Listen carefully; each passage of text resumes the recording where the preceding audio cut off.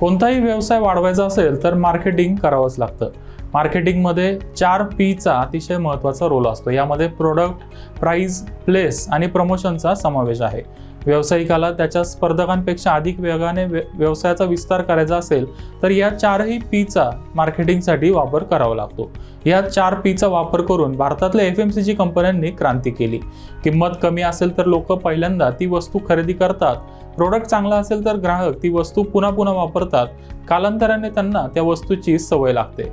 नंतर ग्राहक तीच वस्तू मोठ्या प्रमाणात खरेदी करू शकतात। FMCG कंपन्यांनी अशाच प्रकारे शॅम्पूचं मार्केट मोठं केलं।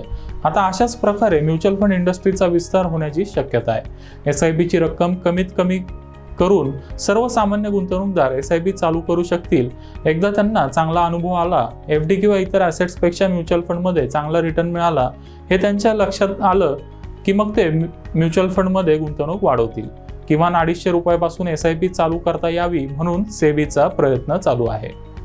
SIP ची किमान रक्कम 500 रुपयावरून 250 रुपयापर्यंत कमी झाली पाहिजे असं मत सेबीच्या चेअरमन माधवी पुरी बुच यांनी व्यक्त केलंय। म्युच्युअल फंड इंडस्ट्रीने FMCG सेक्टरचं अनुकरण करावं आणि SIP ची रक्कम कमी करावी असा सल्ला त्यांनी नुकताच एका कार्यक्रमात दिला। यामुळे करोडो गुंतवणूकदारांना म्युच्युअल फंडमध्ये SIP चालू करता येईल। या 250 रुपयाच्या SIP ला गुंतवणूकदार आणि म्युच्युअल फंड इंडस्ट्रीला कसा फायदा होईल ते आता जाणून घेऊया। यासाठी आधी आपल्याला SIP म्हणजे काय आणि त्याचा काय फायदा आहे ते जाणून घ्यावं लागेल। SIP म्हणजे सिस्टमॅटिक इन्व्हेस्टमेंट प्लॅन। गुंतवणूकदारांना शेअर मार्केटमध्ये डायरेक्ट शेअर्स खरेदी करण्यात जास्त जोखीम वाटते, म्हणूनच ते म्युच्युअल फंडमध्ये गुंतवणूक करतात। म्युच्युअल फंड हा अनेक शेअर्सचा पोर्टफोलिओ असल्यामुळे त्यामध्ये सगळे पैसे बुडत नाहीत। मात्र शेअर मार्केट आणि इक्विटी फंड्समध्ये एकरकमी गुंतवणूक केली आणि लगेचच मार्केटमध्ये पडझड झाली तर मोठं नुकसान होऊ शकतं। या अडचणीला SIP हे उत्तर आहे। सध्या गुंतवणूकदारांना SIP करायची असेल तर किमान 500 रुपयाची करावी लागते। काही प्लॅटफॉर्म्सनी SIP साठी किमान रक्कम 1000 रुपये ठेवली आहे। त्यामुळे बरेच गुंतवणूकदार अजूनही SIP चालू करू शकत नाहीत। यामुळे गुंतवणूकदारांपर्यंत म्युच्युअल फंडचे फायदे पोहोचत नाहीत। यामुळे म्युच्युअल फंड इंडस्ट्री आणि गुंतवणूकदार एकमेकांपासून वंचित राहतात।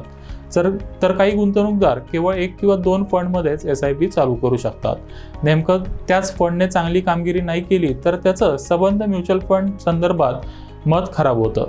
SIP ची रक्कम 250 रुपयापर्यंत खाली आणली तर दोन्ही अडचणींपासून सुटका होईल। गुंतवणूकदारांना कमीत कमी पैशात SIP चा लाभ घेता येईल आणि 1000 रुपये गुंतवणारा गुंतवणूकदार वेगवेगळ्या 4 फंडमध्ये डायव्हर्सिफाय करू शकेल। भारतातल्या किमान 10 कोटी गुंतवणूकदारांनी दर महिन्याला सरासरी 5000 रुपयाची SIP केली तर भारतात दर महिन्याला 50,000 कोटींचे SIP इन्फ्लो येऊ शकतील। हा आकडा सध्या 19,000 कोटींच्या वर गेलाय।